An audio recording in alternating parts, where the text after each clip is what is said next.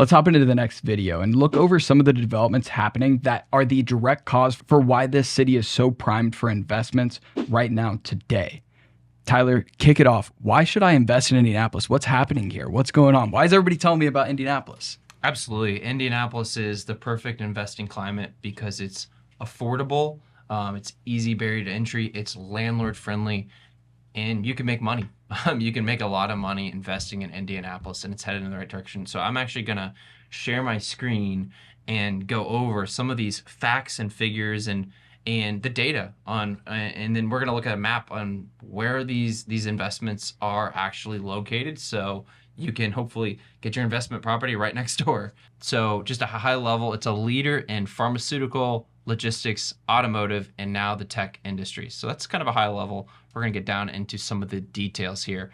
And I have these notes here because if you're anything like me, it could go in one ear, out the other, and you might forget all this. So I have these notes kind of on the screen as well as this map, which I'll talk about more in detail later to help with explaining some of this. So the Indianapolis Business Journal just released a image that shows the pipeline of more than 9 billion investments coming to downtown. That does not include the new hockey stadium they're building in Fishers. That does not include the Carmel Arts District with all its millions of dollars investment. That's downtown alone.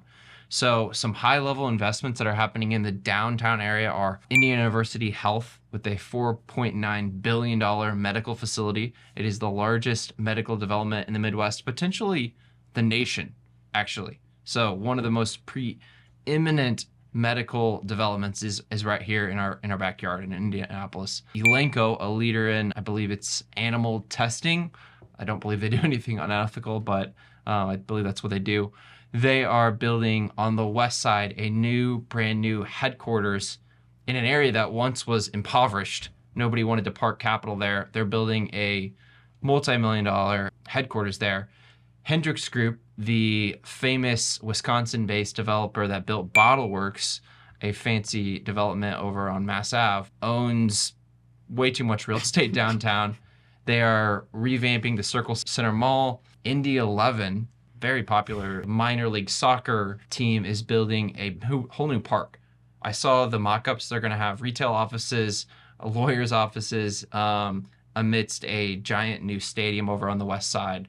A lot happening on the west side. You're hearing a trend here. Roger Penske, a billionaire, took over the Speedway. He literally bought the Speedway, the Indy 500 location. Well, that is the largest sporting event in the world. More people attend that event than any other. It helps that the track is miles long. There is $1 million investments going into Speedway, and the downtown Speedway looks completely different than it did 10 years ago. Again, just naming some big investments that I think are just too important not to mention. 16 Technology Park in Riverside. They're hosting new innovative technology startups over on Riverside. And then the last one I'll mention, which is a little outside of Indianapolis, is Lebanon. There's a LEAP Innovation District. This is actually a federally registered innovation district where they're going to start making microchips. Joe Biden signed the bill to make this an actual area of focus for the nation. So that's happening in Lebanon. Eli Lilly is moving a manufacturing plant over to Lebanon. So Lebanon is a huge area that we're focusing on too. Those are just some big developments. What we're actually seeing, again, more holistically, is population growth. Indianapolis is growing about 1.5 to 3% per year, like clockwork. It grows almost every single year, just a smidge, which we like that safe, healthy population growth, not crazy swings. But this is crazy. Hamilton County grew by 29% from 2010 to 2020. Just crazy. The property values are just exploding over there. And then gentrification. We're seeing downtown neighborhoods revitalizing. We're seeing whole streets flipped entirely. In Fountain Square, the highest priced home was $196,000 in 2008. Fast forward to 2024, $1.1 million. There's a $1.1 million home. I don't know. That's a 10x. That's happening in more than one neighborhood. So that's just Fountain Square. There's other neighborhoods. Now, getting into some other reasons why we like investing in Indianapolis is the minimum downside. So in some cities, they're very tenant friendly. It takes years sometimes to kick a tenant out that is not paying. We are the opposite. No pay, no stay. So we're very landlord friendly. There's very little red tape. very little restrictions. There's no short-term rental restriction here. That's kind of mind-boggling. That could change, but so far there's no permitting, no restrictions on that. We weather recessions quite well. So after 2008, some cities came crashing down and had 50% losses in property values. Maybe not that high, but close to some cities. Well, here we had a slight little dip, a slight little stagnation, and we were back onto normal 3% appreciation every year. Low unemployment. Right now we're sitting at about 3%, which is under the national average of unemployment, with the best jobs market in the Midwest, as it says here. I know we're naming a lot, but we're getting to the end here, and I think this is all important for why Indianapolis. Why would you park your hard-earned money here? Large upside. So from 2020 to 2023, Indianapolis appreciated over 48%. Over 48% in 3 years. Does that not seem astounding? Now, what was happening during this time? Of course, this was COVID, so a lot of cities had similar gas pedal like appreciation, but we did too. Very healthy amounts of appreciation. So we don't see it going down. In fact, 2023 we saw record prices. We topped 300,000 in median price. Was a record for median price in Indianapolis. So we just had our record year in price. I see that happening again.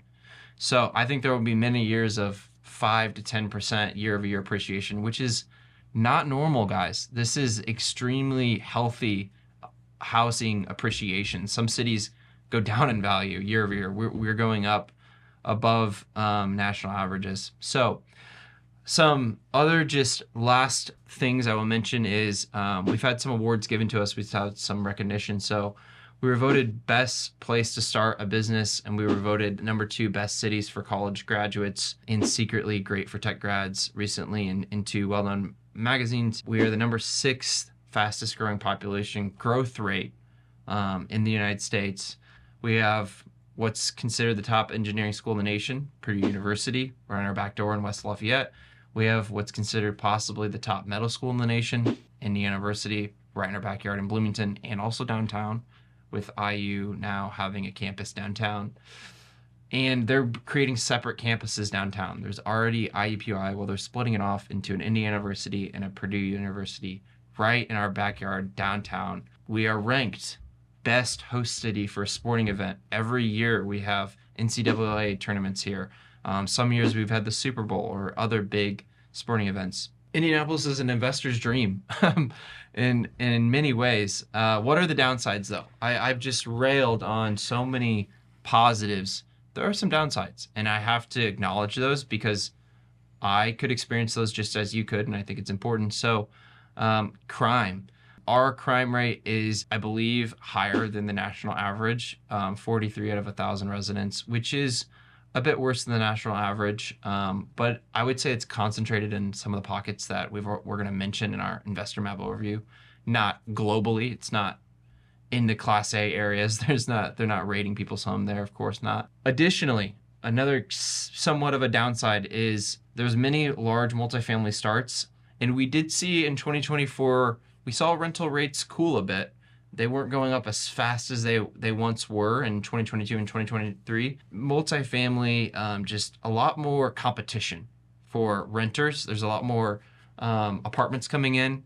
They're building a lot of homes here, so there's just more competition, which could affect rental rates.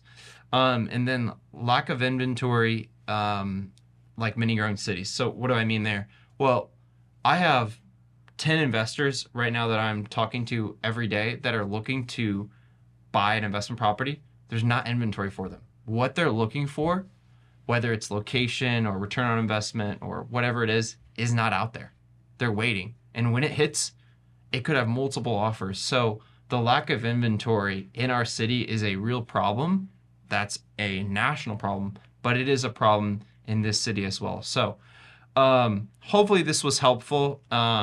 The last thing I will mention here is if you go to www.rootsrealty.co/resources, you will see a map that has all of these bigger developments. So if it's over a $10 million investment, we have a pin here on this map that shows you what is happening in Indianapolis. So use this map and invest in areas that have these large scale investments happening. Something else that is important to mention about Indianapolis, if you type in Google right now, top safest cities in the US, with Fishers, Carmels, and Noblesville.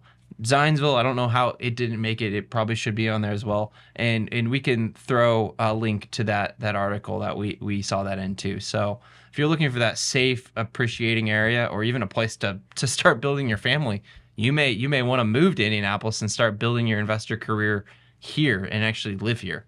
Yeah. To recap all of that, all really good information. And when we were mapping out the course, we're like, do we include the development? Because we talk so much about it. And is it reasonable to have it in the course and be a whole segment of it that takes up, 20 to 30 minutes and then still have like a sub-market video? It's a lot of information on just area, but it is important. And here's why. People are moving to Indiana for exactly what Tyler ended that video with. We have 3 out of the top 5 safest neighborhoods are right in our backyard in Indiana. There is a mass influx of population in their early 30s moving here to plant roots, to grow in all of the different areas of opportunity that are present in Indiana. Heck, it's also a lot cheaper to live here in Carmel. You could pick up a house for $700K that is easily $7 million in California. Why wouldn't you move here to start your business? It makes a ton of sense. Also in the safest neighborhood in the United States. So you might as well plant roots here and then go and invest downtown in a metropolitan, which of course has higher crime rate, right? You stuff a bunch of people into one 5 square mile city, there's going to be crime in different areas. Don't be frightened by that. Use an investor agent to guide you through the weeds of what that all looks like. The skyline is changing today. And when it formulates to what it is going to look like, there are paintbrushes all over the blank canvas right now, cranes in the sky. And when the artists are done painting, you are too late. Indianapolis is a must play right now. Last year, we were among the top 3 of cities in rent growth over 2023. A year that was challenging in personal savings and economics, we saw a 27% rent growth. It's right now. Indianapolis is the place to park your money to get that appreciation. Don't worry about the cash flow. Our property values are skyrocketing.